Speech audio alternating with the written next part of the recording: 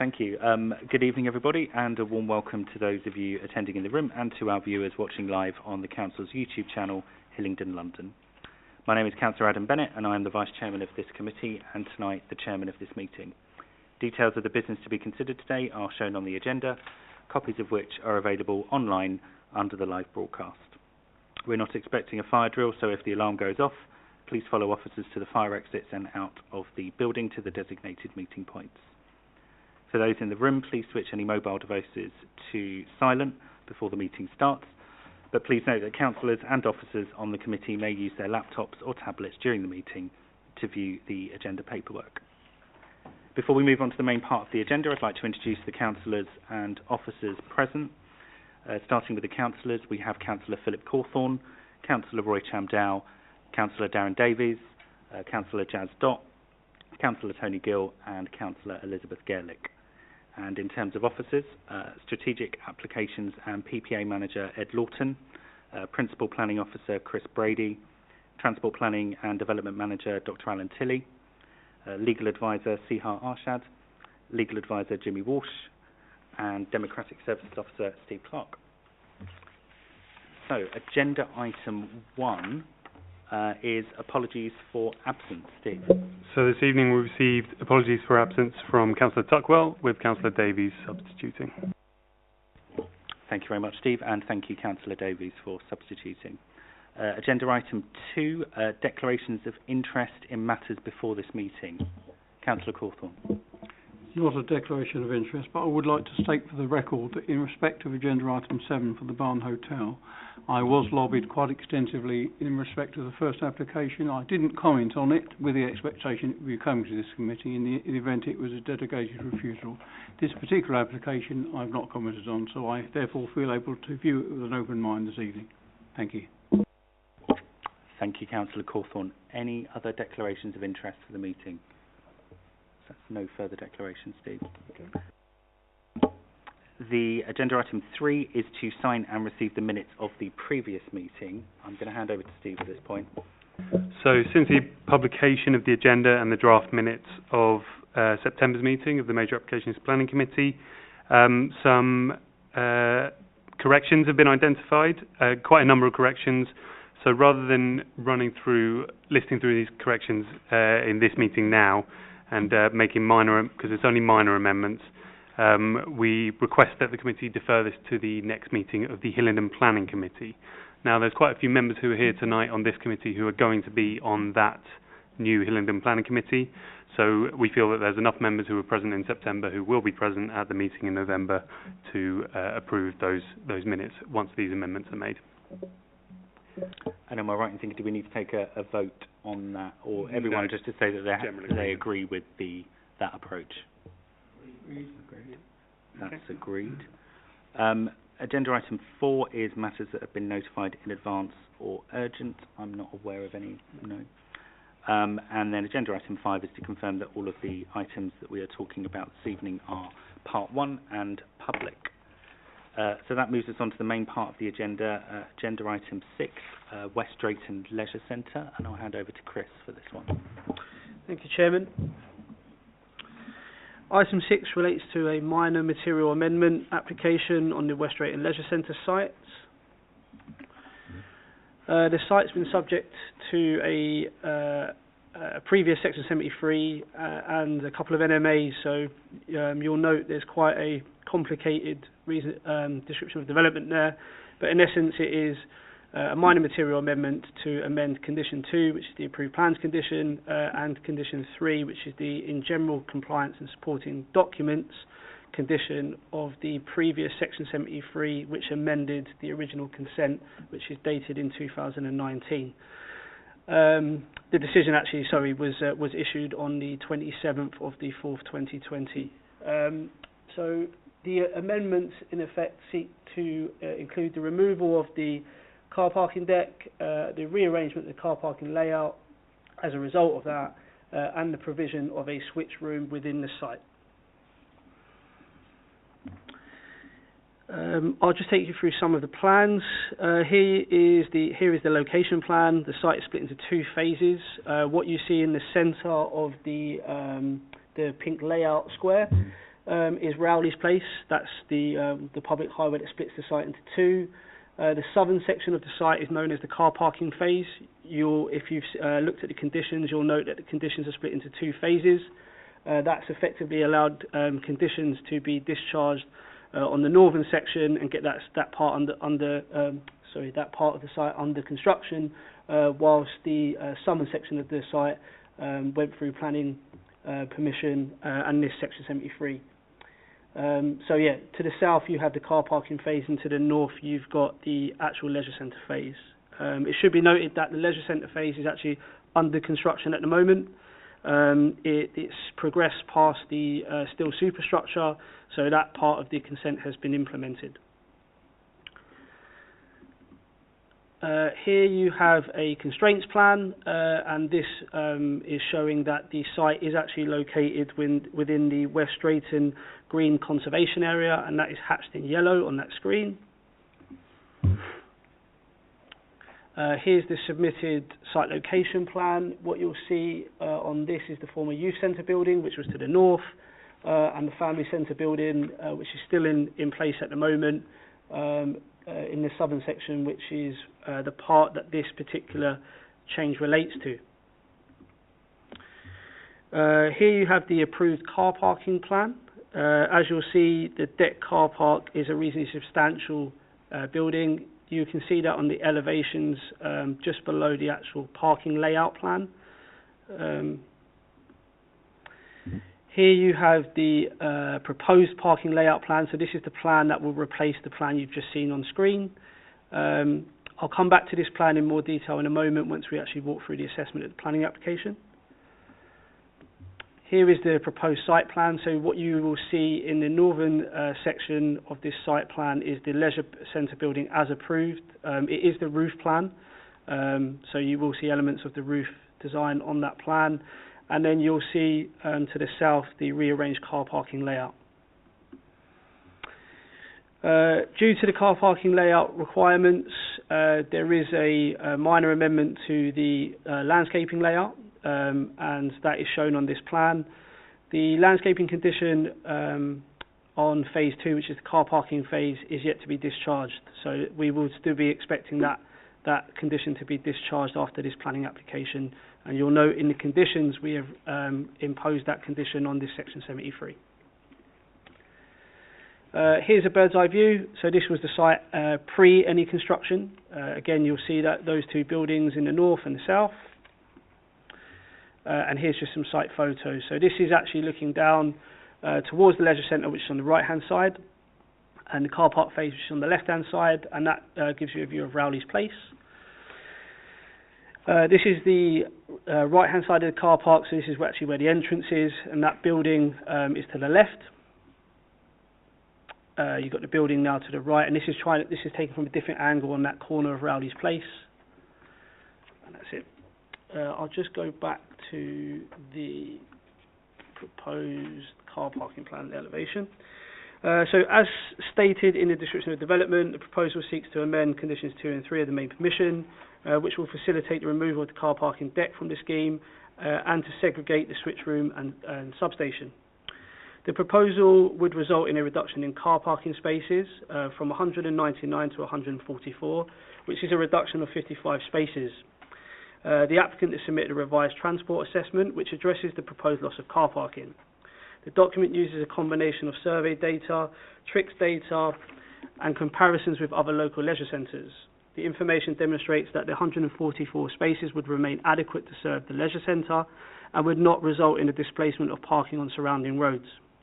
In addition, the applicant has submitted an active travel zone assessment, which has been reviewed by the Council's Highways Officer, who has agreed a suite of improvement works to key walking and cycling routes, and this is to be funded by the applicant.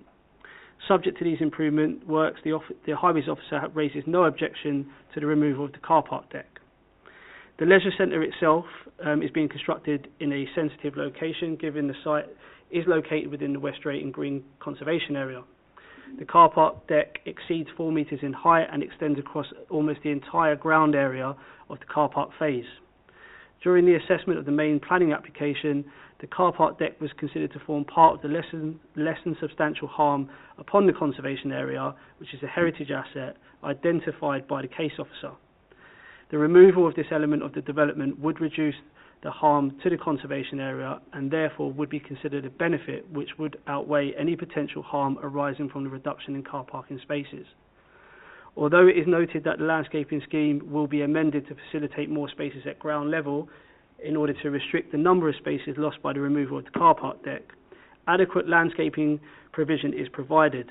Furthermore, whilst there is a rearrangement of the tree planting proposed, the proposal would not result in additional tree loss or a reduction in the number of trees to be planted across the entire development. With regards to the segregation of the substation into two buildings, whilst this is a new structure, it is minor in scale and would be used as a switch room ancillary to the main substation. The substation benefits from planning permission as part of the original consent and also benefits from permitted development rights. Given the switch room proposes of a minor scale and the presence of the existing permission for the substation, the proposal to accommodate the switch room facilities in a separate building is considered to be acceptable. In summary, the applicant has sufficiently demonstrated that the reduction in car parking would not result in detrimental harm upon the local highway network. The removal of the car park deck would be beneficial to redressing some of the less than substantial harm to the conservation area, and the applicant has agreed a suite of improvement works to key routes to encourage more sustainable transport modes for accessing the site. As such, the benefits of the scheme are considered to outweigh the potential harm.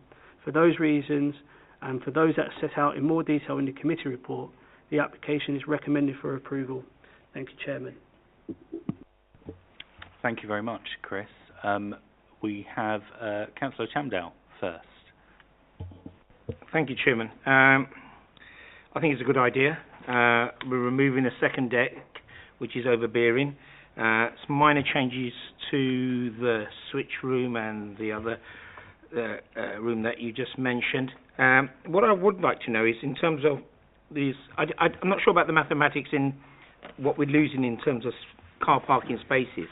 From what I can understand, we're losing 55, going from 199 to 144.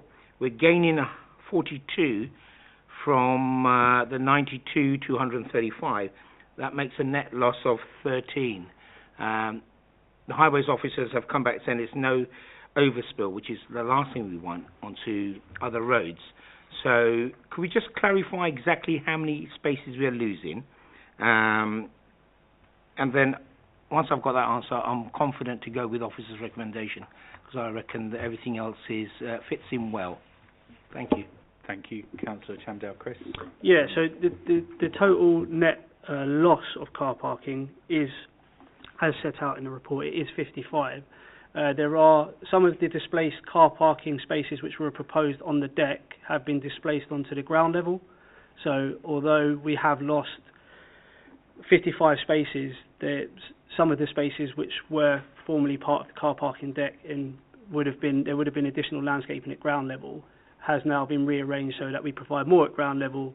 But just to confirm, it is only 55. Thank you, Chairman. Thank you, Chris. Yeah, please do come back, Councillor Chamdale. Sorry, just for future going forward, could we write down how many spaces we're actually losing? Because I still don't understand the maths you just said. That's not what is stated on the document. For me, the document is quite clear. 199 to 144, that's 55 lost. 92 at ground level, that's now going up to 135. So that's a net gain of 42. So for me, 42 minus the 55 is 13 spaces. If it's the 55 you've said, unfortunately, that's not very clear for me. But still, I still feel this is a good trade-off, shall we say, on balance and all the rest of it. I think it's a good idea to come back sometimes and have a look what we've approved and if we can make it better. Thank you, Chairman. Thank you, Councillor Chamdale. Yeah, I took it as the 55, but I think it's a fair comment. There's lots of numbers in there and changing of parking spaces, some being recompensed on there, but still a sizable number overall. Councillor Cawthorne, you were next.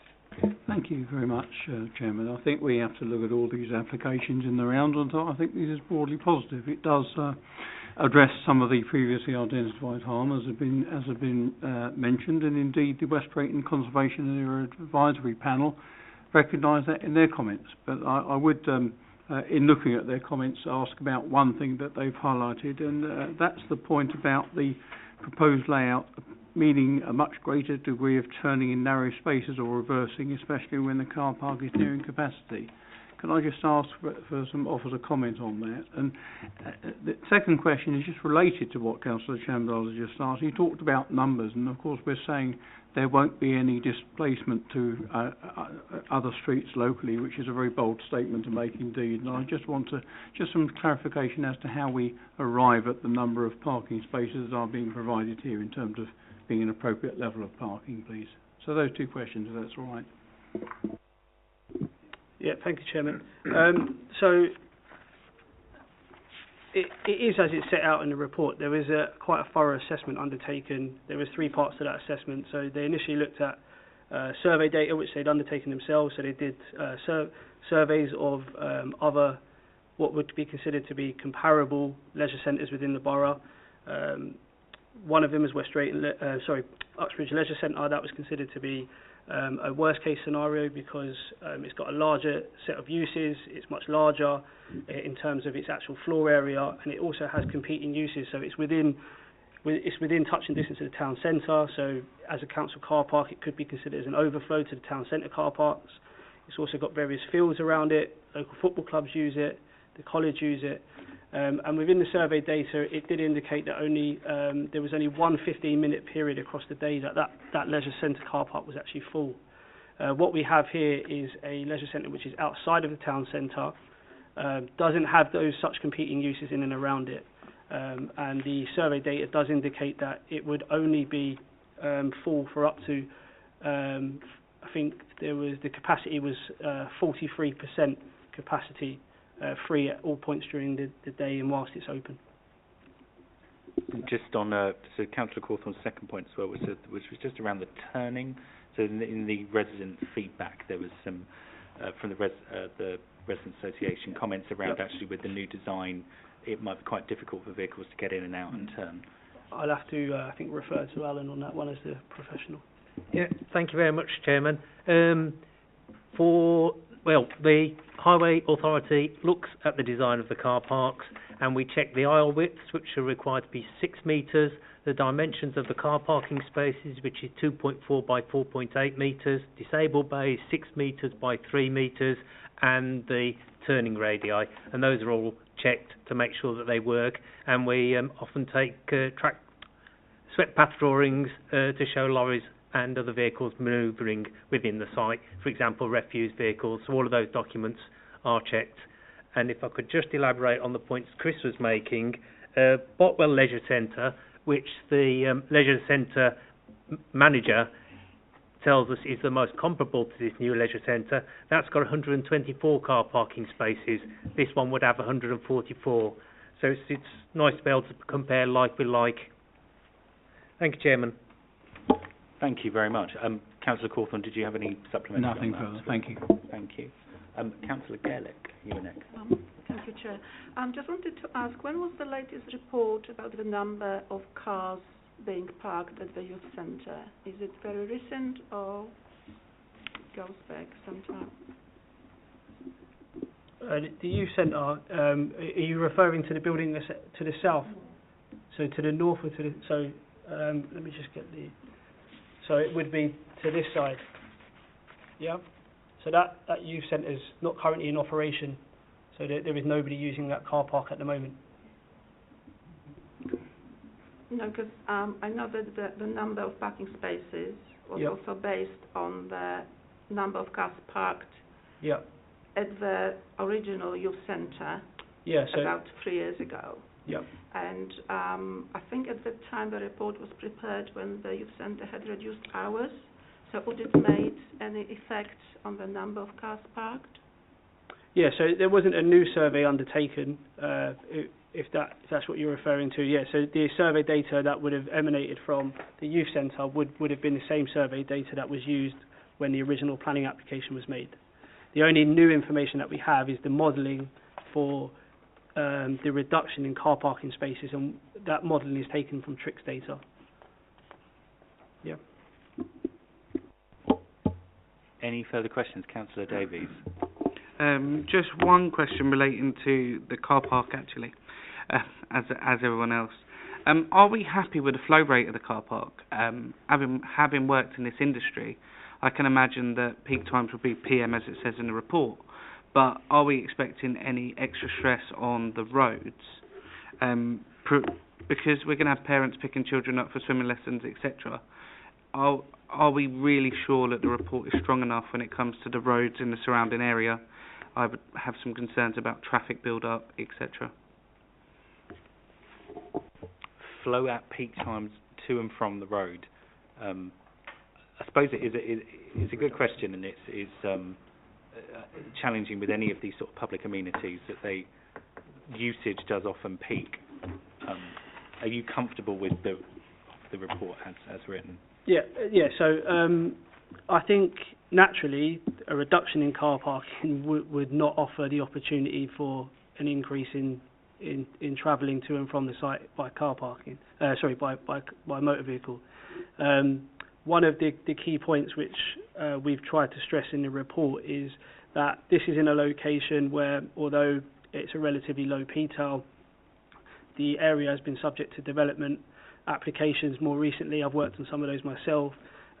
Some of those have been to appeal recently, and in fact what's come out of those appeal decisions is that this particular location is likely to be a more sustainable location than its P-TAL recommends.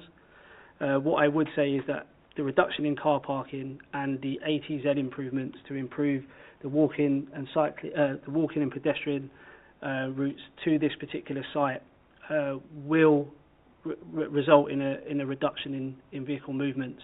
The car parking survey data itself recommends that the car park at maximum would only be in and around the 52-56% mark. So I wouldn't expect that the trips to and from the leisure centre would be overbearing on the local highway network. I don't know if Alan's got anything additional to add to that.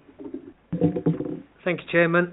Alongside the application, the applicant submitted a transport assessment, and that's been reviewed by the Highway Authority, and I can report that in the existing situation, when it was a youth centre, data wasn't available, so they referred to the TRIX database, and then that compares it to similar sites in the southeast, and from that they're able to forecast how many trips, should that use be occupied again, would generate. That was 67.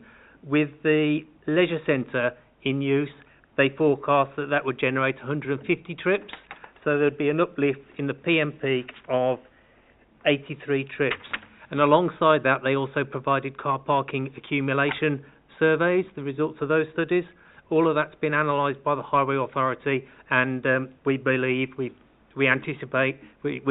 the highway network would be able to cope, and it's encouraging that the number of car parking spaces has come down, because car parking is one of the key determinants in a person's decision whether to drive or whether to travel by some other means. And this site has got a P-TAL score of, is it 3 or 4, Chris? I believe the P-TAL rating is 2. 2. Yeah, 2. Thank you, Chairman. Sorry. Thank you both very much. Darren, did you have a supplementary? Just to say thank you, that's one of the best highways responses I've seen. So with that in mind, I'd be happy to go with officers' recommendations as well. Thank you, Councillor Davies. Before we go to the vote, any other comments, Councillor Gill? Thank you, Chair. Just on the topic of parking, just on the other side of there's the community centre that exists, and having been to some functions there, it's often been overflowing from there, the parking. So I'm just conscious, will that overflow land in the car park of the leisure centre? And just on the basis of that answer, I'm happy to, I don't know if it's been seconded or not, because I'm not sure if Councillor Chamdor proposed it, so... Wake up. I didn't hear the word proposed, so that's why I thought I'd just launch it in there. You're happy to thirded? Say, yeah. Good question about the community centre, Chris, Alan. I don't know which one of you wants to pick it up. I suppose it's a difficult question for us to answer as planners, because it would be down to the applicant in how they controlled that car park. If you look at other leisure centres which the applicant is in ownership of, those do form public car parks. So it would be difficult for us to comment on how that car park's going to be controlled. I wouldn't want to make an educated guess and give you wrong information. I'm just assuming, so if there is overflow being going in there, that the proposer, the planner themselves will come ahead and put some sort of regulation in, won't they, to counter that extra parking? Yeah, I mean, each car park has its own management company. They're controlled by the applicant or the owner. It would be up to the owner to put in relevant measures to ensure that the car park doesn't overflow from surrounding uses. Okay. Any further questions at all? I mean, I think this is a positive. This is a fantastic facility for the residents in the south of the borough. It's great to see drive past it every day to work. It's well under construction already. And actually, in terms of bringing down the scale and massing of the car park, as Councillor Cawthorne said, it benefit. I think actually Councillor Chamdale said as well, benefits the local residents, particularly those that live on the neighbouring green. There's very good public transport links nearby as well. And I think Alan, your comment around Botwell being the most comparable existing leisure centre and actually having 20 less parking spaces than this will after this application, I think it gives us confidence. So we are moved and seconded. Can I ask for a show of hands for approving agenda item 6? Okay, that is approved unanimously, Steve. We then move on to agenda item 7, which, Chris, again is yours, the Barn Hotel in Ruislip.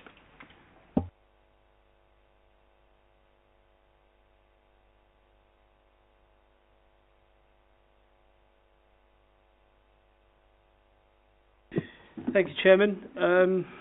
Item 7 relates to an application for listed building consent on the Barn Hotel site in West End Road, Ruislip. Before getting started with the presentation, I'd like to draw members' attention to the addendum, which seeks to add an informative to make it clear to the applicant that the works which are being assessed by this planning committee this evening and will be determined within the decision notice only relate to the physical works of the listed building and nothing else presented in the application. Thank you.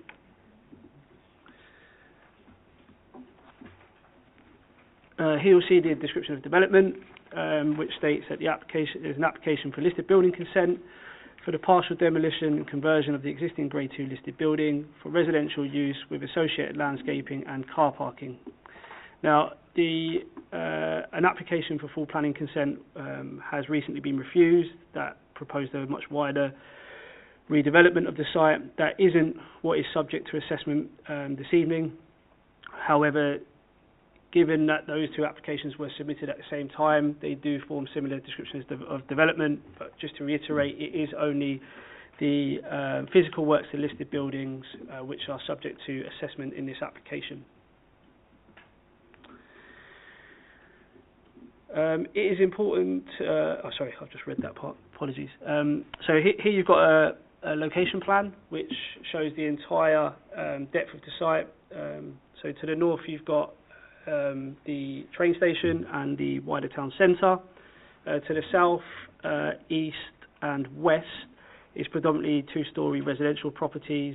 There are some taller buildings, mainly the 3- and 4-storey care home which sits on the corner of West End Road. Here's a constraints plan. The red outline shows you the actual listed buildings themselves. They are referred to as Shirley's Farmhouse and the Leaning Barn and Oak Room. Here you have the site location plan, which was submitted with the application. These are the existing plans for the farmhouse conversion and the existing hotel elevations. Here we have the Leaning Barn and the Oak Room existing floor plans. And then you have the proposed floor plans and elevations, the proposed plans for the farmhouse. Here we have a bird's eye view plan and some site photos. So these show the buildings as they are currently presented. You'll see Shirley's farmhouse on the left of your screen, at the top left, and then the leaning barn and oak room to the right.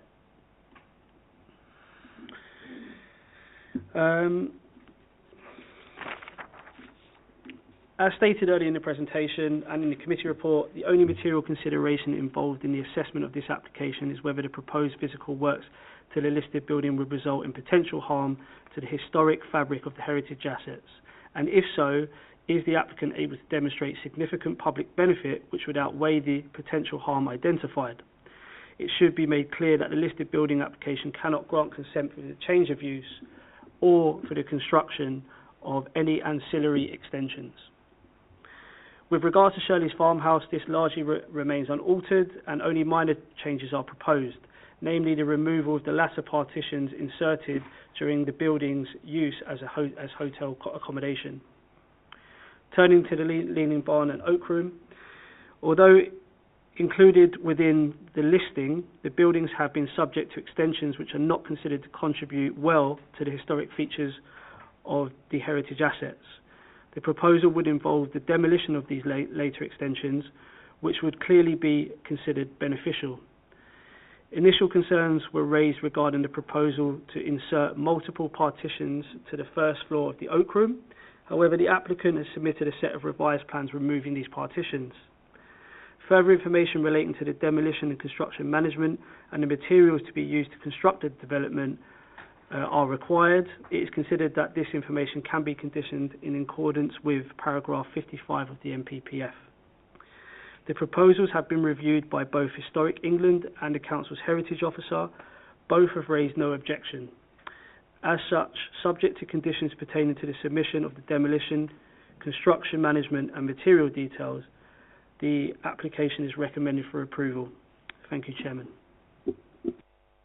Thank you very much, Chris. I think you've stunned the committee into silence. Councillor Cawthorne actually is first for the debate. Not quite. Yes, the closure of the Barn Hotel was a matter of deep regret in Ruislip. Obviously, we're not talking about that this evening. There will inevitably be development on this side, and I'm sure we'll see further applications coming forward. But I think this particular one we're looking at this evening, on balance, I think will enhance the heritage assets that are there already and serve to safeguard them in the future in the context of whatever development comes forward. So on that basis, I'm prepared to support the officer recommendations. Thank you. Thank you, Councillor Cawthorne. Councillor Chamdow. Thank you, Chairman. I was just going to echo exactly what Councillor Cawthorne said. I live literally 5 minutes away from there. It's a lovely building. And it's a lovely asset to have. And if anything, we're getting rid of some of the ugly parts, I think. The second made it after the original building. So I'm happy to go with, and not to get confused. I mean, this report did confuse me initially when it showed you all the points of why we're refusing it. And then I realised you're referring to the application that got refused. So I'm happy to second it, go with the officer's recommendation. Thank you. Thank you very much. We are moved and seconded. Any other questions from the councillors in the room before we go to the vote? Can I have a show of hands for those in favour of approving agenda item 7? That is approved unanimously. That's the last item on the agenda. Before we close the meeting, this is the last major applications planning committee meeting. From next month or tomorrow, I think officially it becomes a consolidated planning committee. I've been around the table for about 18 months. I think some of you have as well, but I just wanted to say a very big thank you to all of you for your support over the past 3 months whilst I've stepped into this chair unexpectedly, and to say a big thank you from Councillor Tuckwell, who normally sits in this chair, for all of your support and engagement over the last few years. And we close the meeting at 7:34.